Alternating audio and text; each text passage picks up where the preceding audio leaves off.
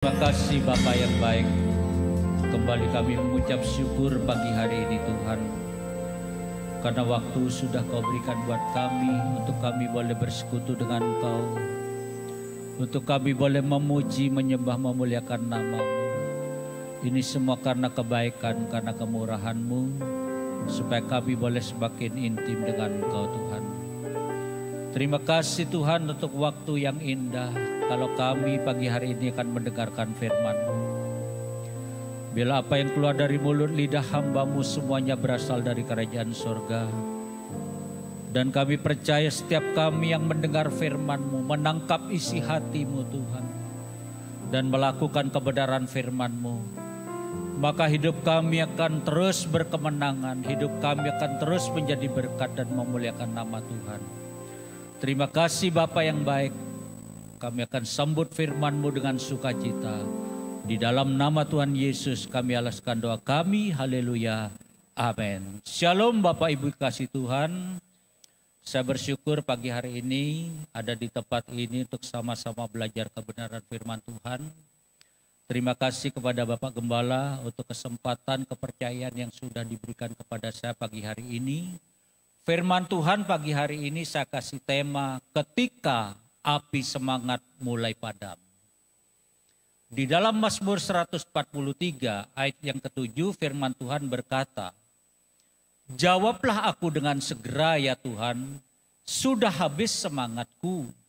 Jangan sembunyikan wajah-Mu terhadap aku, sehingga aku seperti mereka yang turun ke liang kubur." Arti kata semangat ialah kekuatan atau kegembiraan atau gairah yang berkobar-kobar. Arti kata semangat juga adalah nafsu atau kemauan untuk bekerja, untuk berjuang.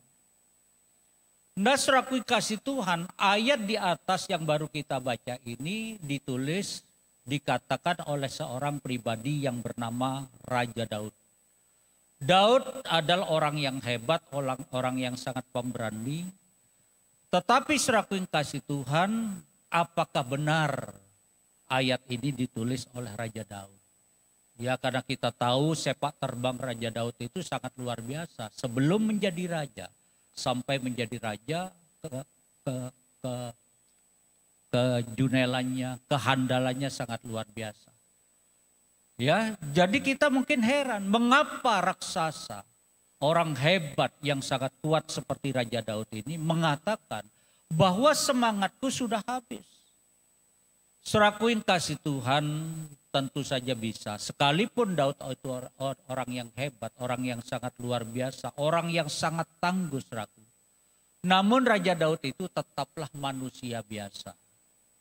Manusia biasa yang punya dengan kelemahan, yang punya dengan kekurangan, yang sangat rapuh dan gampang bisa hancur, saudaraku kasih Tuhan.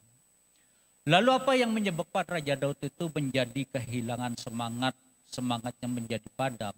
Di dalam Mazmur 143 ayat yang ketiga dikatakan, "Sebab musuh telah mengajar aku dan mencampakkan nyawaku ke tanah, menempatkan aku di dalam gelap seperti orang yang sudah lama mati." Ya, musuh yang mengejar Daud memang tidak ditulis secara jelas di dalam ayat ini, saudaraku. Namun kalau kita pelajari dalam kehidupan Daud, ternyata ayat Alkitab mencatat bahwa ketika menjadi raja atau sebelum menjadi raja, Raja Daud itu selalu diteror. Raja Daud itu selalu dikejar-kejar untuk dibunuh oleh Saul. Bahkan ketika sudah menjadi raja pun, saudaraku, anaknya yang bernama Absalom itu juga akan mengkudeta yang bernama Daud. Saudaraku. Jadi Daud mengalami situasi yang sangat tidak baik. Daud mengalami penderitaan, tekanan yang datang silih berganti dalam kehidupannya. Sehingga dia mengatakan, sudah habis semangatku. Semangatku sudah mulai padam. Dan mungkin saat ini juga ada di antara kita yang semangatnya mulai padam. Engkau sudah tidak mempunyai semangat lagi. Engkau mulai letih lesu, mulai mengalami keputusasaan. Karena apa yang kita lakukan semuanya gagal. Ya, apa yang sudah dikerjakan semuanya tidak membawakan hasil. Padahal Bapak Ibu Saudara sudah mempersiapkan yang terbaik. Kita semua sudah berjuang melakukan yang terbaik. Tetapi saudara kasih Tuhan, walaupun kita sudah mengerjakan yang terbaik, kita bisa mengalami kegagalan. Berkali-kali merintis usaha pekerjaan yang kita lakukan selalu gagal, selalu gagal. Atau mungkin ada di antara kita yang sudah bosan, semangatmu sudah mulai padam. Ketika engkau ingin mengajak keluargamu, mengajak saudaramu, teman baikmu yang sudah kau doakan untuk datang ke gereja, untuk datang beribadah, namun selalu gagal dan gagal. Atau ada di antara kita yang mungkin engkau merasa sia-sia aku berobat. Merasa gagal dalam apa yang kita lakukan. Engkau sudah memperjuangkan untuk melakukan hidup yang terbaik. Namun sakit penyakit datang silih berganti dalam kehidupan kita. Engkau sudah berusaha keras mengeluarkan uang yang sangat banyak untuk datang berobat. Sekalipun di dalam negeri dan luar negeri. Tetapi tidak menampakkan hasil suatu. Ya itulah kenyataan hidup manusia. Sehingga engkau merasa bahwa semangatku sudah mulai padam. Aku sudah tidak bergairah lagi. Mungkin kau juga berpikir, aku mempunyai seorang menantu, seorang mertua yang aku akan andalkan dalam kehidupanku. Tetapi kenyataannya mereka tidak bisa menolong aku. Bahkan mereka menekan kehidupanku. Dan engkau merasakan semangatku mulai padam. Bapak Ibu yang kasih Tuhan, kalau pagi hari ini kita masih ajak Tuhan untuk datang beribadah, memuji, menyembah, memuliakan nama Tuhan. Saya percaya Tuhan memberikan kesempatan kepada kita untuk menyalakan kembali semangat yang sudah padam itu. Pada pagi hari ini kita akan belajar ketika api semangat mulai padam, lalu dari mana kita bisa mendapatkan semangat lagi. Yang pertama saudaraku, semangat kembali menyala ketika melihat adanya harapan. Di dalam Kejadian 45 ayat yang ke-20 dikatakan di sana, tetapi ketika mereka menyampaikan kepadanya segala perkataan yang diucapkan Yusuf dan ketika dilihatnya kereta yang dikirim oleh Yusuf untuk menjemputnya, maka bangkitlah kembali semangat Yakub ayah mereka itu. Perlu kita ketahui bahwa Yakub ini mempunyai 13 orang anak, saudara kasih Tuhan. Namun Yakub sangat mengasihi anak yang paling kecil yang bernama Yusuf. Sehingga kehidupan Yusuf adalah kehidupan yang sangat baik, dimanja oleh orang tuanya. Bahkan Alkitab mengatakan bahwa Yusuf dibuatkan jubah yang maha indah.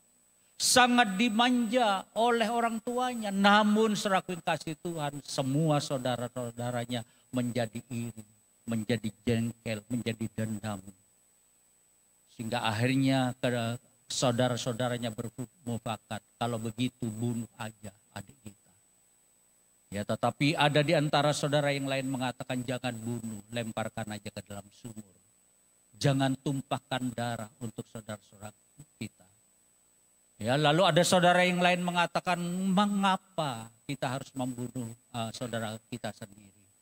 Lebih baik keluarkan dari sumur, juallah ke dalam sebagai budak ke orang Mesir yang sedang berjalan itu. Nah, saudaraku yang kasih Tuhan, singkat cerita, Yusuf dijual menjadi budak di rumah Potifar.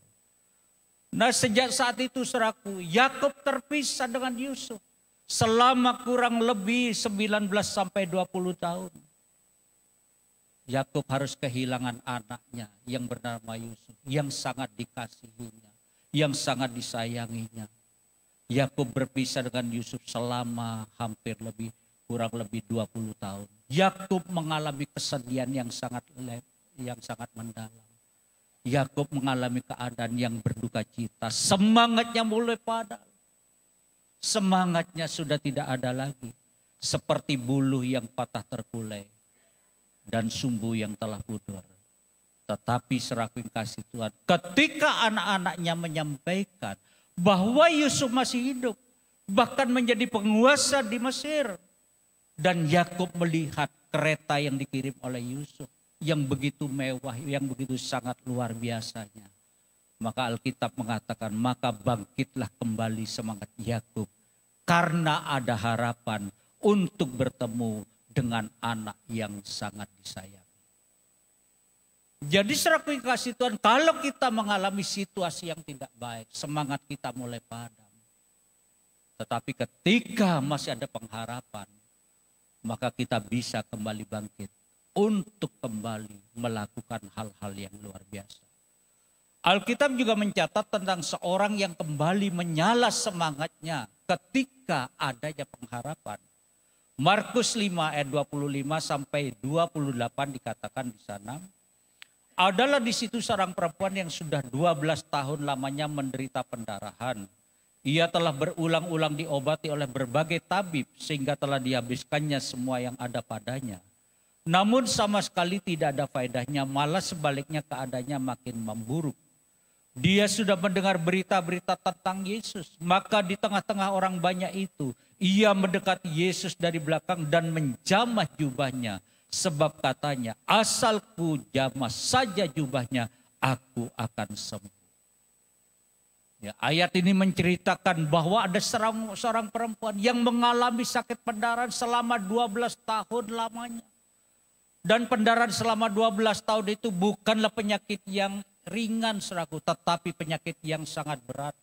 Yang membuat hidup perempuan ini sangat menderita. Pasti mengalami sakit penyakit yang sangat luar biasa. Tubuhnya sangat menderita saudaraku. Bahkan dikatakan oleh firman Tuhan, uangnya, harta kekayaannya sudah habis dipakai untuk mengobati sakit penyakitnya. Namun ternyata sakitnya lebih parah. Ya saudaraku kasih Tuhan, ketika mendengar kabar, perempuan itu dicatat oleh Alkitab bahwa perempuan itu sering mendengar tentang Yesus yang bisa melakukan mujizat, yang sanggup melakukan perbuatan-perbuatan yang ajaib. Bisa menyembuhkan orang sakit, membangkitkan orang yang mati. Dan ketika dia mendengar bahwa Yesus ada di sekitar rumahnya, ada di sekitar kampung halamannya, maka dia berkata, dia timbul harapan, dia timbul semangat kembali saudaraku. Asalku jamah jumbai jubahnya, aku akan sembuh. Perempuan itu berani menerobos orang yang banyak, yang mengelilingi Yesus. Untuk mendapatkan mujizat saudaraku kasih Tuhan. Sehingga akhirnya ketika perempuan ini melihat adanya harapan, dia kembali menyala semangatnya. Dengan sisa-sisa kekuatannya, dia terus bersemangat untuk menjamah jumbai Yesus. Sehingga akhirnya perempuan ini mengalami mujizat yang sangat luar biasa. Demikian juga dengan kita saudaraku kasih Tuhan. Mungkin api semangat kita mulai padam. Kita sudah bergairah lagi. Kita tidak sanggup untuk memulai melakukan apapun. Tetapi saudaraku yang kasih Tuhan, ketika kita masih memiliki pengharapan, kita bisa bangkit untuk bersemangat kembali. Pengkhotbah 9 ayat 4a dikatakan di sana. Pengkhotbah 9 ayat yang ke-4a. Tetapi siapa termasuk orang hidup mempunyai harapan. Ya, firman Allah ini tidak terlalu panjang. Sangat singkat tetapi mengandung makna yang luar biasa. Karena firman Allah ini berkata, tetapi siapa yang termasuk orang hidup mempunyai harapan. Allah mengingatkan kepada kita semua, siapa yang termasuk orang hidup masih punya harapan. Dan saya percaya setiap kita yang ada di tempat ini, di mana engkau mengalami semangat yang sudah runtuh. Semangatmu sudah mulai padam, tetapi engkau masih hidup. Karena engkau masih hidup, maka pengharapan itu tetap ada di dalam kehidupanmu. Untuk kembali memulai kehidupan yang baru. Untuk kembali merintis pekerjaanmu yang sudah engkau angan-angankan. Yang kau sudah dambakan, yang kau sudah rencanakan. Engkau akan kembali punya semangat. Karena engkau masih menjadi orang yang hidup. Ingat saudaraku yang kasih Tuhan, Tuhan juga mengatakan kepada kita. Bahwa rancangan Tuhan itu adalah rancangan yang penuh dengan damai sejahtera.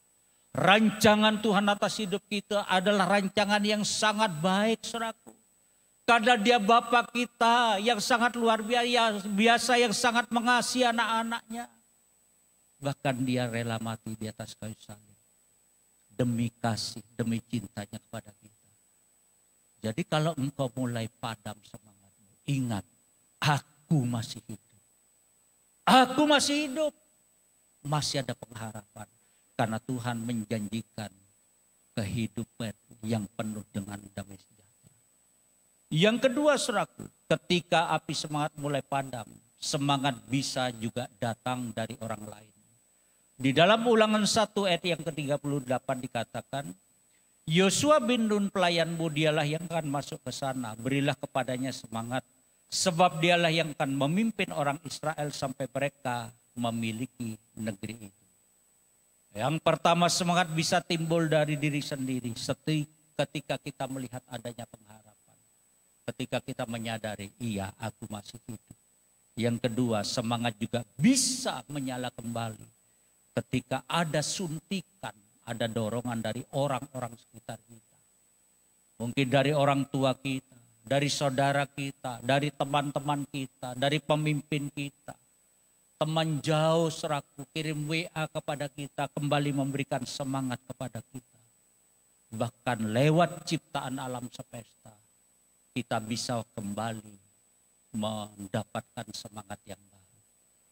Saudaraku kasih Tuhan, saat itu Yosua dipilih untuk menjadi pengganti Musa, memimpin bangsa Israel masuk tanah Kanaan. Tentu bagi Yosua yang saat itu masih muda, yang kurang berpengalaman, saudaraku, untuk membawa bangsa Israel masuk tanah Kanaan, tanah perjanjian itu tidaklah mudah. Yosua sangat tahu bahwa bangsa Israel itu adalah bangsa yang tegar tempur, yang sulit diatur. Apakah aku mampu untuk membawa bangsa Israel ini untuk masuk tanah perjanjian? Sehingga perlu campur tangan Tuhan. Allah mengatakan kepada Musa, katakan kepada Yosua untuk bersemangat. Berilah dia semangat untuk bisa membawa rombongan besar itu masuk tanah perjanjian Kanaan. Saudaraku yang kasih Tuhan, Tuhan sangat tahu. Yosua ini butuh semangat. Butuh dorongan semangat untuk dimampukan melakukan perkara-perkara yang luar biasa. Memberikan semangat kepada orang lain adalah hal yang penting, saudaraku.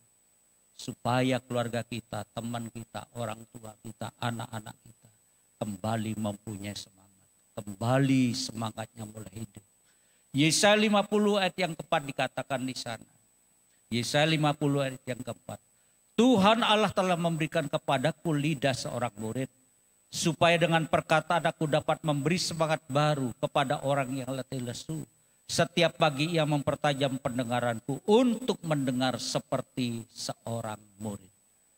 Bapak Ibu yang diberkati Tuhan, sebagai umat Kristen, sebagai orang percaya yang sudah diselamatkan oleh korban Yesus di atas kayu salib, biarlah dari mulut kita yang keluar adalah perkataan yang memberi semangat. Adalah perkataan yang memberi kekuatan, yang memberikan penghiburan, yang memotivasi orang-orang yang ada di sekitar kita untuk kembali bangkit, saudaraku. Yang keluar dari mulut orang percaya bukanlah perkataan fitnah, bukanlah perkataan yang melemahkan, bukanlah perkataan yang menjatuhkan, bukanlah perkataan yang mengadu domba, provokasi, kebohongan dan hoak. Tetapi adalah perkataan yang membangkitkan semangat, yang memberikan kekuatan, yang memberikan penghiburan bagi orang-orang di sekitar kita. Ya, lalu bagaimana, saudaraku? Kita bisa memberikan penghiburan, bisa memberikan kekuatan, dorongan kepada orang-orang di sekitar kita. Ya, satu hal yang harus kita lakukan, perbanyaklah kita belajar firman Tuhan. Perbanyaklah kita membaca, merenungkan kebenaran firman Tuhan. Sehingga firman Tuhan itu ada di dalam pikiran kita, di hati kita. Dan saat ada seseorang yang semangatnya mulai padam, kita bisa memberikan dorongan kepada mereka.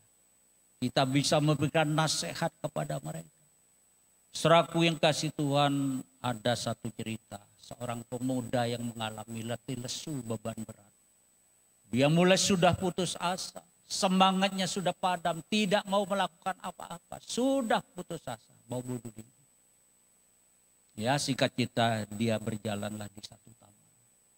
Taman itu sangat indah. Penuh dengan bunga warna-warni yang bagus, yang harum, yang sangat menarik. Namun hatinya tetap patah. Tidak ada semangat. Tetapi saudaraku, ketika dia terus berjalan, dia memperhatikan lingkaran kecil yang ada di samping jalan itu. Saudaraku. Ternyata ada laba-laba yang sedang membuat sarangnya, merajut sarangnya. Laba-laba itu meloncat untuk merajut sarangnya. Saudaraku yang kasih Tuhan, pemuda itu terusik. Bagaimana kalau sarang yang sudah dibuat itu aku rusak? Dia coba ambil ranting, saudaraku. Dia lempar sarang laba-laba itu dengan ranting. Tentunya sarang laba-laba itu menjadi koyak. Apa yang terjadi? Sarang laba-laba itu kembali dibetulin oleh laba-laba yang masih ada melekat di sarangnya. Lalu pemuda itu kembali melempar sarang laba-laba itu. Sampai 3 kali, saudaraku. Kembali dirajut ulang sampai menjadi sarang yang utuh. Nah, saudaraku kasih Tuhan, sejak saat itulah Tuhan seolah-olah berbicara, kalau laba-laba yang adalah makhluk ciptaan Tuhan yang sangat rendah bisa kembali bersemangat membangun kembali sarang laba-labanya yang sudah hancur. Bagaimana dengan kamu? Engkau manusia yang hebat, yang sudah diciptakan serupa dengan gambar Allah. Bahkan sudah ditebus oleh darah anak domba Allah. Tidakkah engkau kembali untuk bersemangat? Nah, saudaraku yang kasih Tuhan, semangat bisa datang dari orang lain.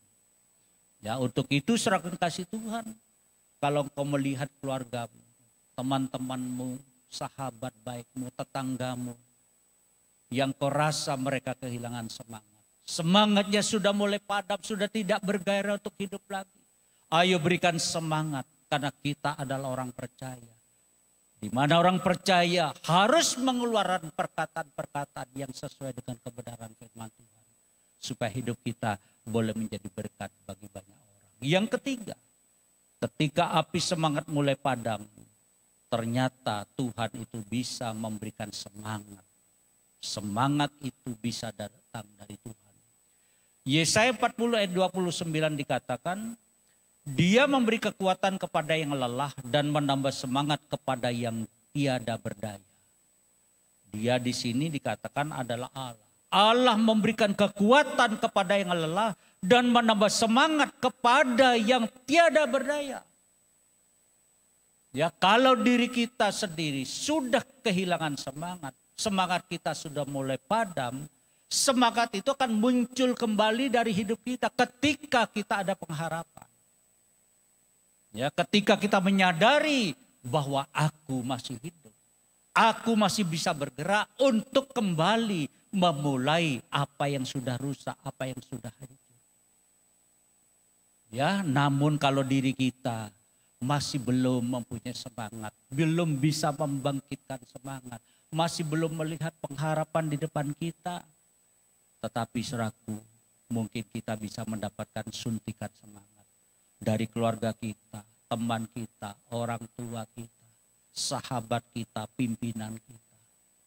Namun bisa jadi orang-orang yang sangat cinta dengan kita, orang-orang yang sangat dekat dengan kita, orang-orang yang sangat perhatian dengan kita, bahkan pimpinan kita, mungkin tidak bisa memberikan semangat kepada kita. Karena pada dasarnya orang-orang hebat yang ada di sekitar kita adalah manusia biasa. Yang bisa mengalami kelemahan. Hidupnya yang sangat rapuh. Yang juga bisa mengalami masalah, persoalan, penderitaan yang sangat luar biasa. Tetapi kita bersyukur suraku kasih Tuhan.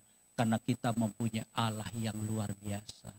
Yang ajaib, yang maha tahu tentang keberadaan dirimu.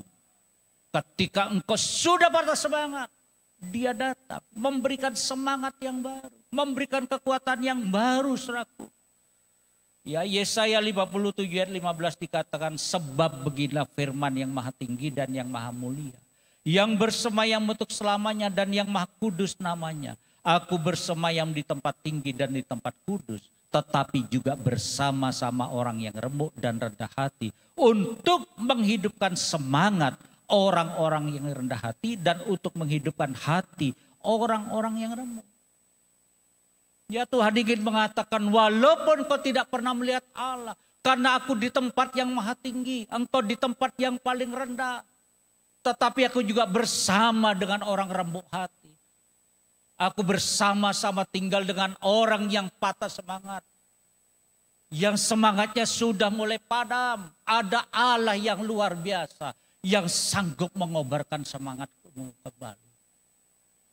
Ayo, saudaraku yang kasih Tuhan, kalau engkau sudah mengalami kelelahan hidup saat ini, jangan putus asa. Pulang dari tempat ini, lakukan, karena ada Tuhan yang ajaib, yang sanggup memberikan kekuatan yang baru kepada kita, untuk memberikan semangat yang baru kepada kita. Ya, mari saudaraku kasih Tuhan, kita harus terus mengingat kebenaran firman Tuhan. Adalah baik kalau Bapak Ibu Saudara terus rajin beribadah. Karena setiap saat, setiap waktu firman Tuhan itu akan terus berbicara dalam kehidupan kita. Jadi kalau semangat kita mulai padam, saudaraku, maka semangat itu akan kembali menyala ketika masih ada pengharapan dan menyadari, iya sih, aku masih hidup. Aku masih hidup. Aku masih bisa melakukan tugas-tugas pekerjaan yang luar biasa. Mungkin ada orang di sekitarmu juga yang kau harapkan bisa memberikan suntikan. Tetapi sekalipun orang-orang yang hebat yang ada di sekitarmu tidak bisa memberikan dorongan semangat, masih ada Tuhan Yesus yang mati di atas kayu salib untuk memberikan semangat yang baru dan melakukan pekerjaan-pekerjaan yang besar. Tuhan memberkati. Mari Bapak Ibu kita lakukan firman kudus dengan penuh makna bahwa roti adalah lambang dari tubuh Kristus. Anggur adalah lambang dari darah Kristus. Tuhan kita, Yesus Kristus, di atas kayu salib berkorban dengan tubuh dan darah, bahkan dengan nyawa, untuk menebus dosa kesalahan kita. Mari Bapak Ibu, sebelum kita lakukan, mari kita cross check dan kita layakkan diri kita masing-masing biar perjamuan kudus ini menjadi berkat buat kita secara pribadi. Mari saya berikan kesempatan dengan sangat singkat untuk melayakkan diri kita masing-masing.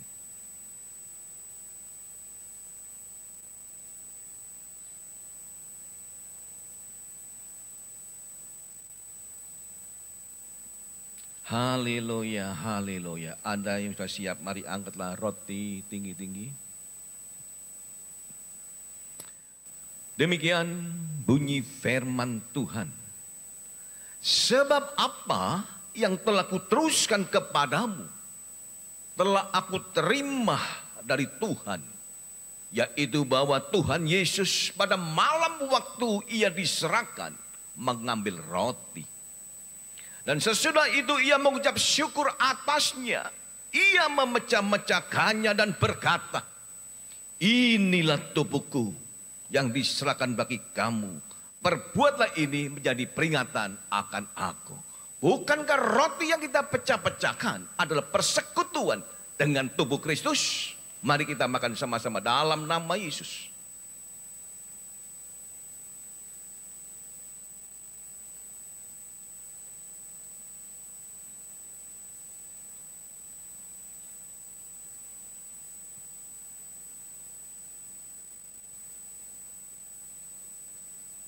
Mari kita angkat cawan anggur. Demikian bunyi firman Tuhan. Demikian juga ia mengambil cawan sesudah makan, lalu berkata, cawan ini adalah perjanjian baru yang dimeteraikan oleh darahku. Perbuatlah ini setiap kali kamu meminumnya menjadi peringatan akan aku. Bukankah cawan pengucapan syukur yang atasnya kita ucapkan syukur adalah persekutuan dengan darah Kristus? Mari kita minum sama-sama dalam nama Yesus. Haleluya. Mari tim musik langsung menyembah. Musik langsung menyembah. Kita mengucap syukur Bapak Ibu.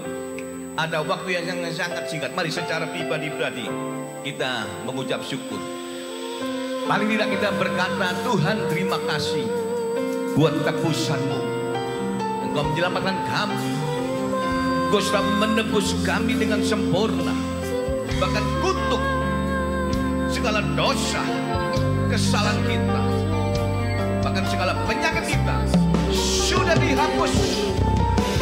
Oh, Rabba Karabase.